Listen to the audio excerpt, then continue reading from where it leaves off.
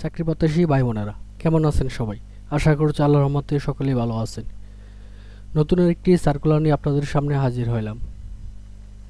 গণপ্রজাতন্ত্রী বাংলাদেশ সরকার শ্রম ও কর্মসংস্থান মন্ত্রণালয়ে নিয়োগ বিজ্ঞপ্তি প্রকাশিত হয়েছে। সার্কুলারটি প্রকাশিত হয়েছে 17 ফেব্রুয়ারি 2024 তারিখে, যেখানে বাংলাদেশের সকল জেলা হতে নারী পুরুষ এই সার্কুলার আবেদন করতে পারবেন। এই সার্কুলার কিভাবে আবেদন করবেন, আবেদন ফি কত টাকা, আবেদন শুরু শেষ তারিখ কবে, বিস্তারিত এই ভিডিওতে তুলে ধরার চেষ্টা করব। সো ভিডিওটি না টেনে শুরু থেকে শেষ পর্যন্ত দেখতে থাকুন।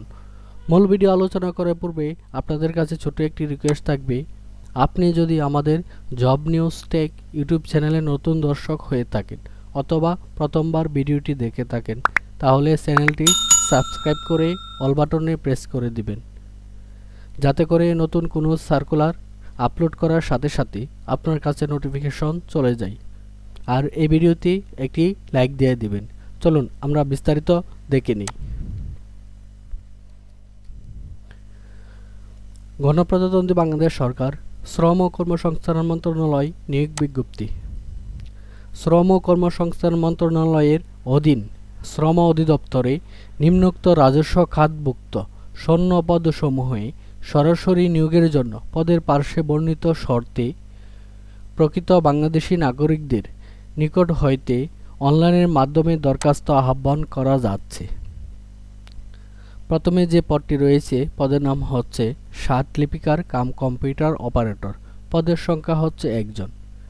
শিক্ষাগত যোগ্যতা কোনো স্বীকৃত বিশ্ববিদ্যালয় হতে দ্বিতীয় শ্রেণী বা সমমান সিজিপিএতে স্নাতক বা সমমানের ডিগ্রি থাকতে হবে। পাশাপাশি কম্পিউটার ব্যবহারে দক্ষতা থাকতে হবে। ষাটলিপিতে ইংরেজিতে সর্বনিম্ন প্রতি মিনিটে 80 শব্দ এবং বাংলায় 50 শব্দের গতি সংশ্লিষ্ট বিষয়ে উত্তীর্ণ হতে হবে। কম্পিউটার মুদ্রাকরিক প্রতি মিনিটে ইংরেজিতে 30 শব্দ এবং বাংলায় 25 শব্দের গতি থাকতে হবে। 2 নম্বর যে পদটি রয়েছে, হিসাব রক্ষক। 1 জন লোক নিয়োগ করা হবে। এই পদে শিক্ষাগত যোগ্যতা থাকতে হবে কোনো স্বীকৃত বিশ্ববিদ্যালয় হতে ব্যবসায় শিক্ষা বাণিজ্য বিভাগে দ্বিতীয় শ্রেণী বা সমমান সিজিপিএতে স্নাতক বা সমমানের ডিগ্রি থাকতে হবে। পাশাপাশি মাইক্রোসফট অফিস সহ কম্পিউটার চালনায় দক্ষতা থাকতে হবে। 3 নম্বর যে পদটি রয়েছে, 60 মুদ্রাকরিক কাম কম্পিউটার অপারেটর। এই পদে লোক নিয়োগ করা হবে 14 জন। শিক্ষাগত যোগ্যতা থাকতে হবে কোনো স্বীকৃত বিশ্ববিদ্যালয় হতে দ্বিতীয় শ্রেণী বা সমমান সিজিপিএতে স্নাতক বা সমমানের ডিগ্রি থাকতে হবে এবং কম্পিউটার ব্যবহারে দক্ষতা থাকতে হবে। ষাটলিপি ইংরেজিতে সর্বনিম্ন গতি প্রতি মিনিটে 70 শব্দ, বাংলায় 45 শব্দের গতি থাকতে হবে। কম্পিউটার মুদ্রাকরিক প্রতি মিনিটে ইংরেজিতে 30 শব্দ এবং বাংলায় 25 শব্দের গতি থাকতে হবে। 4 নম্বর যে পদটি রয়েছে, ল্যাবরেটরি টেকনিশিয়ান। এই পদে নিয়োগ করা হবে 8 জন লোক। শিক্ষাগত যোগ্যতা থাকতে হবে কোনো স্বীকৃত বিশ্ববিদ্যালয় হতে জীববিজ্ঞান বিষয়ে বা স্নাতক সমমানের ডিগ্রি থাকতে হবে। কোনো স্বীকৃত ইনস্টিটিউট বা প্রতিষ্ঠান হইতে প্যাথোলজিক্যাল ল্যাবরেটরিতে ল্যাবরেটরি টেকনিশিয়ান হিসাবে 1 বছরের বাস্তব কাজের অভিজ্ঞতা থাকতে হবে। 5 নম্বর যে পদটি রয়েছে, লাইব্রেরি সহকারী। এই পদে লোক নিয়োগ করা হবে 4 জন। শিক্ষাগত যোগ্যতা থাকতে হবে কোনো স্বীকৃত বিশ্ববিদ্যালয় হতে গ্রন্থাগার বিজ্ঞান, তথ্য বিজ্ঞান, গ্রন্থাগার ব্যবস্থাপনা বিষয়ে স্নাতক বা সমমানের ডিগ্রি থাকতে হবে। 6 নম্বর যে পদটি রয়েছে, পরিবার পরিকল্যাণ পরিদর্শিকা। 18 জন লোক নিয়োগ করা হবে এই পদে। শিক্ষাগত যোগ্যতা থাকতে হবে কোনো স্বীকৃত বিশ্ববিদ্যালয় হতে স্নাতক বা সমমানের ডিগ্রি। কোনো স্বীকৃত ইনস্টিটিউট বা প্রতিষ্ঠান হতে হাসপাতাল বা ক্লিনিকে পরিবার কল্যাণ পরিদর্শিকা হিসাবে অনন্য 2 বছরের বাস্তব কাজের অভিজ্ঞতা থাকতে হবে। তারপর রয়েছে অডিও ভিজুয়াল অপারেটর। 2 জন লোক নিয়োগ করা হবে এই পদে। শিক্ষাগত যোগ্যতা কোনো স্বীকৃত বোর্ড হইতে উচ্চ মাধ্যমিক সার্টিফিকেট বা সমমানের পরীক্ষা উত্তীর্ণ হতে হবে। আবার কোনো স্বীকৃত ইনস্টিটিউট বা প্রতিষ্ঠান হইতে ইলেকট্রনিক বিষয়ে 6 মাস টেট কোর্স উত্তীর্ণ হতে হবে। কম্পিউটার অপারেটিং সহ মাল্টিমিডিয়া প্রজেক্টর চালনায় দক্ষতা থাকতে হবে। ৮ নম্বর যে পদটি রয়েছে ফার্মাসিস্ট, ৩ জন লোক নিয়োগ করা হবে এই পদে। শিক্ষাগত যোগ্যতা থাকতে হবে কোনো স্বীকৃত বোর্ড হইতে উচ্চ মাধ্যমিক সার্টিফিকেট বা সমমান পরীক্ষায় উত্তীর্ণ, পাশাপাশি কোনো স্বীকৃত ইনস্টিটিউট বা প্রতিষ্ঠান হইতে ফার্মাসিস্ট হিসাবে ১ বছরের প্রশিক্ষণ সহ ১ বছরের কাজের অভিজ্ঞতা থাকতে হবে। তারপর রয়েছে ৯ নম্বরে ডাটা এন্ট্রি অপারেটর, ২ জন লোক নিয়োগ করা হবে এই পদে।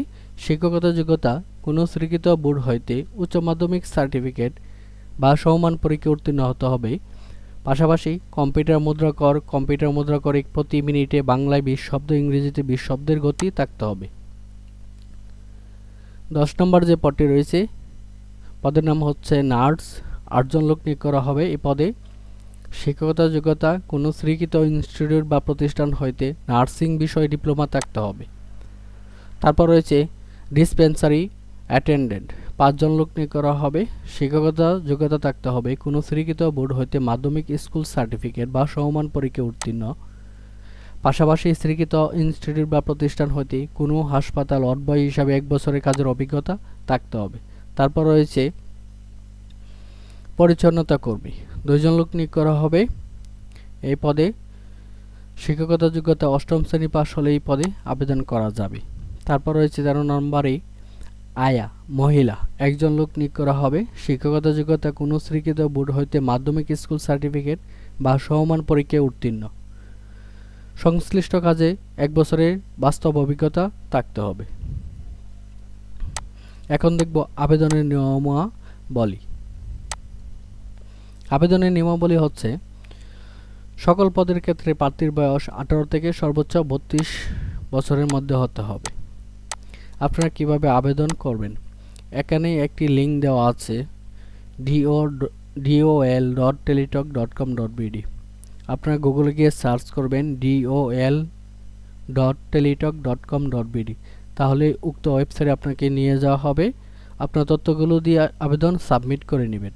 আবেদন শুরুর তারিখ হচ্ছে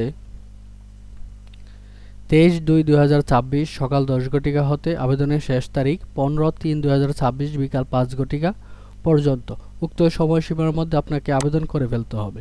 আবেদনের জন্য প্রয়োজন হবে ১ কপি ছবি ও ১ কপি সিগনেচার। ছবির মাপ হতে হবে ৩০০x৩০০ পিক্সেল ও সিগনেচারের মাপ হতে হবে ৩০০x৮০ পিক্সেল। আবেদন ফি কত টাকা? এখানে দেওয়া আছে ১ থেকে ১০ নং পদের ক্ষেত্রে আবেদন ফি টেলিটক চার্জ সহ সর্বমোট ১১২ টাকা। ১১ হতে ১৩ নং পদের ক্ষেত্রে টেলিটক চার্জ সহ আবেদন ফি হচ্ছে সর্বমোট ৫৬ টাকা। টেলিটক সিমের মাধ্যমে আবেদন ফি প্রদান করতে হবে। সো এই ছিল এই সার্কুলারের বিস্তারিত। তবে যদি কারো এই সার্কুলার নিয়ে কোনো প্রশ্ন থাকে অবশ্যই কমেন্ট বক্সে জানাবেন। আজকের মতো এখানেই শেষ করছি। আসসালামু আলাইকুম, আল্লাহ হাফেজ।